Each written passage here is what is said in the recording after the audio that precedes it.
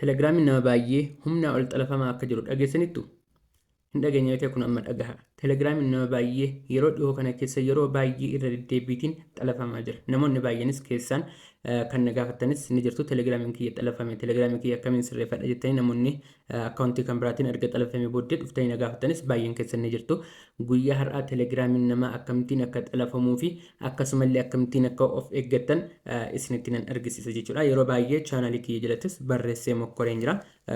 Of eeggadhaa jedhee isin akkasiin of eeggattan godheen jira jechuudha. Akkamittiin akka of eeggattan yookiin immoo akkamittiin akka telegiraamiin keessan xalafamus immoo isinitti nan argisiisa jechuudha. Viidiyoo kana laayikii gochuudhaan eegala namoota baay'eefis immoo faayidaa kan ta'u waan ta'eef viidiyoon kun akkasumallee namoota baay'ee akka akkaawuntiin isaanii yookiin telegiraamiin isaanii akka jalaa hin xalafamne gatii gargaaruuf laayikii gochuu fi sheer gochuudhaan viidiyoo kana jalqabaa isiniin jedha. Amma kallattumaan gara viidiyoo. Gara telegiraamii keessanii yeroo dhuftan haala kanaatiin chaanaalii kiyya jala dhufuu hin dagatina. Chaanaalii kiyya kiyyaatti akka jettanii sarchi gochuudhaan chaanaalii kana join gochuu hin dagatina. Barreeffama kun bakka kanatti akkuma argitan please ammarree irra deebiin of eeggadhaa isiniin jedhee haala kanaatiin barreesseen jira. Akka namoonni baay'een telegiraamiin isaanii jalaa haakin taane yookiin immoo jalaa hin xalafamne irra deddeebiidhaan chaanaalii kiyya jalatti barreesseen jira jechuudha. Kanaaf isinillee of eeggachuu hin dagatina. Telegiraamii keessan akkamittiin haak godhu yoo jedhame fakkeenyaaf amma barreeffamoota akkanaa yeroo itti poost goonutti yookiin immoo yeroo namoonni garaagaraa telegiraam chaanaalii kan nama biraas ta'uu danda'a yeroo poost godhamutti koomentii jala seentu jechuudha. Koomentii jala seentanii yookiin koomentii dubbisuudhaaf namoonni deemtan jirtu. Namoonni tokko tokko immoo waa tokko tokko gaafachuudhaaf koomentii jala kan dhuftan jirtu. Koomentii jalatti maaltu dhufa? Barreeffamoota garaagaraatu liinkiiwwan garaagaraa ni kaa'amu. Liinkii sanatti itti buutanii yeroo seentan isin information tokko tokko isin gaafatu. Wantoota garaagaraa yeroo isin guutaa deemtan maal ta'a? Akkaawuntiin keessan haak isin jalaa ta'a yookiin immoo isin jalaa xalafama jechuudha. Fakkeenyaaf chaanaalii kana jalatti amma cufeen jira akka hin ergamne chaanaalii kan biraatiin seenan isinitti argisiisa. Fakkeenyaaf gara chaanaalii kanaa dhufna dirree ispoortii jedha. Chaanaaliin kun chaanaalii kiyyadha. Chaanaalii kana jala yeroo seentan fakkeenyaaf jalaatii koomentiin 5 jira jedha. Koomentii kana seennee haa ilaallu maal akka jiru. Koomentii kana jala yeroo ilaallu kun akkuma argitan liinkiiwwan garaagaraatu jira. Namni wanta barreessirree akkasumallee wanta postii kana faana wal ilaallu turre namni barreesseeru hin jiru akkuma argitan. Amma maal goona koomentii kana keessaatti liinkii tokko irratti tuqeen waliin ilaalaa deemna jechuudha. Haala kanaan liinkii kana irratti yeroo tuqxan maal godha akkasiin start gootan isin gaafata. Start goona. Kana booddee bakka kanatti I am not a robot kan jedhu jira. Sana irratti yeroo tuqxanii start gootan gara fuulduraatti isin dabarsa sirriitti ilaalaa.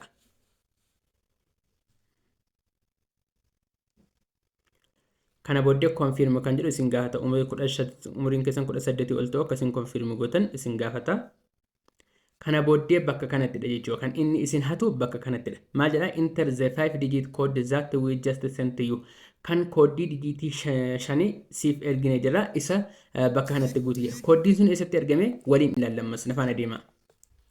Bakka kana yeroo dhuftan Telegram notification kan jedhu bakka kana jira achi jala ni dhuftu yeroo tokko koodiin digiitii 5 bakka kanatti nuuf ergamee jira jechuudha. Koodii digiitii 5 kana nuti yeroo koppii goone yookiin immoo ilaallee tokko tokkoon bakka kanatti barreessinu maal godha kallattiimaan akkaawuntiin keenya haak ta'e jechuudha. Kana dabartanii koodii sana guuttan jechuun akkaawuntiin keessan kallattiimaan xalafame jechuudha. Koodii kana tasuma guutuu hin qabdan. Koodii kana guunnaan akkaawuntiin keessan xalafameera. Koodiiwwan akkasii kan isin gaafatan yoomiyyuu taanaan liinkiiwwan garaagaraa tuquu hin qabdanii. Liinkiiwwan eenyu akka isiniif ergallee hin beekamne liinkii argitan callistanii tuqxaniillee seenuu hin qabdan. Please of eeggadhaa. Erga hatamtanii yookiin erga xalafamtanii booddee dhuftanii akkasina jalaa ta'ee akkasitti sirreessii jettaniillee nan gaafatina please. Kanaaf liinkiiwwan akkasittiin kaa'aman kana hunduma isaaniirraa maal gochuu qabdu of eeggachuu qabdu. Fakkeenyaaf namni liinkii kana ergeeru maqaan isaa yeroo keessa seenee ilaallu Geetaachoo Girmaa jedha. Garuu nama kana miti kan poostii kana barreesseeru yookiin immoo liinkii kana kan ergeeru abbaan akkaawuntii kana miti. Abbaan akkaawuntii kana haak jalaa ta'eetudha. Haak jalaa ta'eetudha warra haak godhetu liinkii kana ittiin ergaa jiraale abbaan akkaawuntii kanaas ergaa hin jiru jechuudha. Kanaaf akkaawuntiin keessan erga haak ta'ee booddee maal gochuu danda'u informationii keessan iccitiiwwan keessan garaagaraallee keessan seenanii ilaaluu danda'u jechuudha. Warra akkasiin haaks akkaawuntii keessan godhan kanaaf akkaataa akkanaatiin akkaawuntii keessan haak akka hin taane irraatii please irra deddeebiidhaan ammallee isinitti nan hima akkaawuntii keessan eeggadhaa nageenya keessan eeggadhaa isiniin jedha. Ammoo karaa tokko immoo karaa kan biraa akkamittiin akkaawuntii keessan akka eeggattan isinitti nan agarsiisa. Karaa inni jalqabaa fi inni dura liinkii kamiyyuu taanaan abbaa erga osoo hin beekamin callistanii hin tuqina liinkii kamiyyuu taanaan tuqxanii hin banina please. Lamaffaarratti maal gootu gara telegiraamii keessanii ni dhuftu. gara telegiraamii keessan erga dhuftanii booddee maal gootu gara oliitiin sarara sadii kan qabu jira bakka sarara sadii sanarratti tuquudhaan gargaarii dhuftanii seetingii keessa ni seentu jechuudha. Erga seetingii keessa seentanii booddee haala kanaatiin isiniif dhufa maal gootu privacy and security kan jedhu bakka kana jira. Bakka kanaatti wantoota sirraa'uu qabantu jiru wantoota kana hundayyuu sirreessuu qabdu. Viidiyoo isaa yeroo darbee isiniif hojjedheen jira garuu namoonni baay'een viidiyoo sanas gatii hin ilaalleef bakka kanatti isinitti agarsiisuun qaba.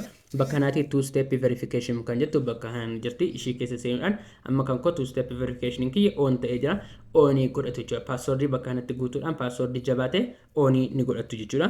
Akkasumallee maaltu isin barbaachisaa bakka kanatti login email kan jedhu jira. Bakka kana seentanii login emailii keessanillee addi gochuu qabdu. Dirqama login emailii keessan addi gochuu qabdu. Sababiin isaas namni tokko login emailii gatii isa gaafatuuf booddeerra kooddii keessan osoo argatellee login emailii gatii isa barbaaduuf akkasumallee erga kooddii keessan guuttanii dogongoraan guutuu dandeessu. Two step verification gatii gaafatuuf dirqama wantoota kana sirreessuu qabdu. Wantoota kana hin sirreessan ta'an maala akkaawuntiin keessan ammallee adagaarra jira yookiin immoo hatamuudhaaf bakka salphaa jira jechuudha.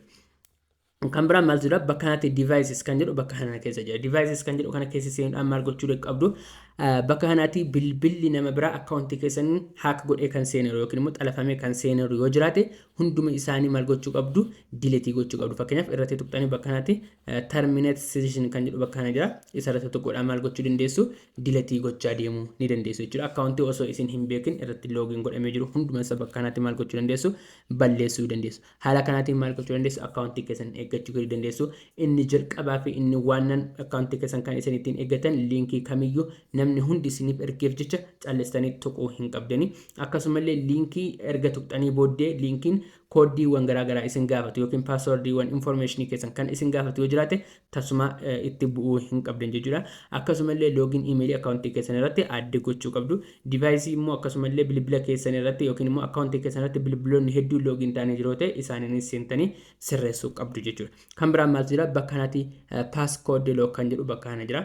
Paaskoodii kanarree oonii godhachuu qabdu. Sababiin isaas namni tokko bilbila isinirraa fuudhee telegiraamii keessa seenee wantoota garaagaraa akka inni hin hojjenneef bakka kanatti enable password gochuudhaan paaskoodii gochuudhaan maal gootu kooddiiwwan itti guuttatu jechuudha. Kooddii namni ittiin beekee isin jalaa hin seenne ittiin guuttattanii maal gootu akka namni bilbila keessan haakii yookiin immoo telegiraamii keessan isin jalaa hin xalafne eeggachuu dandeessu jechuudha. Please viidiyoon kun nama hedduu gatii fayyaduu danda'uuf nama hedduus immoo akkaawuntiin isaa akka hin xalafamne gatii isa fayyaduu danda'uuf sheer gochuu hin dagatina laayik gochuu hin dagatina. Yoo isin laayik gootan viidiyoon kun nama hedduu bira gatii ga'uuf laayik gochuudhaan viidiyoo kana nama hedduu biraan akka ga'u godha.